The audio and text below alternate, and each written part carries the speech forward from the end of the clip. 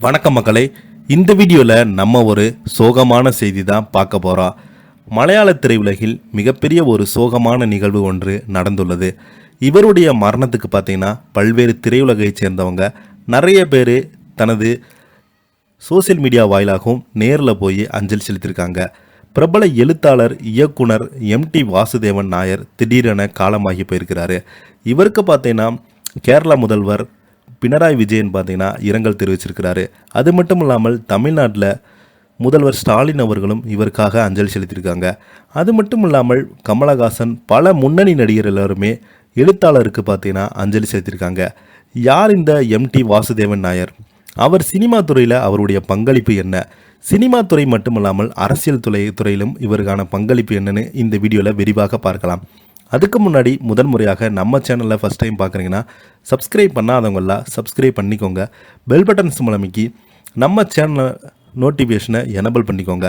அப்போ தான் நாங்கள் போடுற வீடியோ எல்லாமே உங்களுக்கு உடனுக்குடனே வந்து சேரும். வாங்க என்ன தகவல்னு இந்த வீடியோவில் விரிவாக பார்த்து தெரிஞ்சுக்கலாம். பிரபல மலையாள எழுத்தாளர், திரைப்பட இயக்குனர், திரையாசிரியர் எம்டி வாசுதேவன் நாயர் மூச்சு திணறல் காரணமாக மருத்துவமனையில் அனுமதிக்கப்பட்டிருந்த நிலையில் சிகிச்சை பலனளிக்காமல் நேற்றிரவு காலமாகி போயிருக்கிறாரு. அவருக்கு வயது 91. முதல்வர் உட்பட பலருமே அவரது மறைவுக்கு இரங்கல் தெரிவித்து வராங்க. இலக்கிய உலகின் உயரிய விருதான ஞானபீடம் விருது பெற்றவர் தான் எம்டி வாசுதேவன் நாயர்.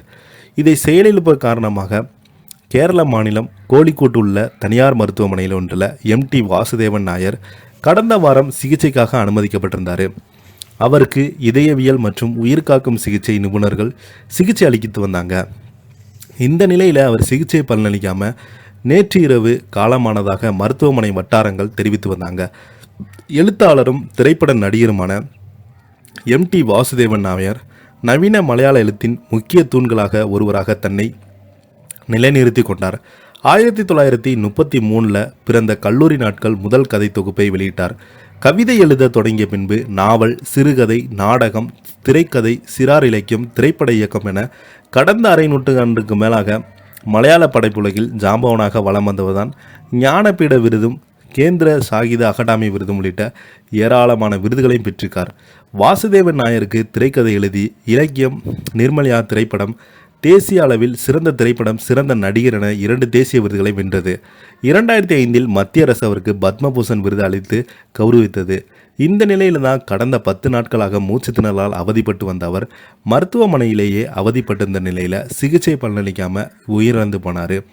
எம்டி வாசுதேவன் நாயர் மறைவுக்கு கேரள ஆளுநர் ஆரிஃப் முகமது கான், முதல்வர் பினராயி விஜயன், பேரவை எதிர்க்கட்சி தலைவர் வி.டி. சதீசன் உட்பட பலருமே இரங்கல் தெரிவிச்சுட்டு வராங்க. இதை பற்றி நீங்கள் என்ன கீழே உள்ள கமெண்ட் பாக்ஸில் மறக்காமல் பதிவிடுங்க. இந்த வீடியோ உங்களுக்கு பிடிச்சிருந்தா லைக் பண்ணுங்கள், ஷேர் பண்ணுங்கள். நன்றி, வணக்கம்.